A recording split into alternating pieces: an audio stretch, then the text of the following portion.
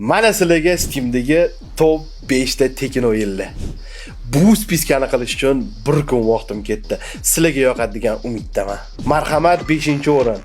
O'sha mashhur juda ko'p yulduzlar bilan kollaboratsiya qilgan Stumble Guys o'yini. Bu o'yinda asosiy maqsad birinchi bo'lib finishga yetib borish. 4-o'rinda Project Playtime o'yini.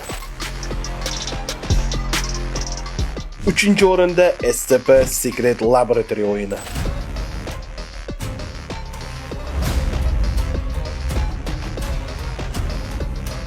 2-o'rinda Farlight 84 o'yini. PUBG'dan, Call of Duty Warzone'dan charchaganlar uchun yangicha dizayn, yangicha grafika va yangicha texnika. 1-o'rinda ham horror, ham action aralashgan 2024-yilda chiqqan Once Human o'yini. Atmosferaga vashi gap yo'q. O'ynab ko'ringlar, umuman achinmaysizlar. Videoni doim tekinini qidirib yuradigan o'rtoqlarga jo'natib qo'yamiz va ma'lumot foydali bo'lgan bo'lsa, like bosib qo'yamiz.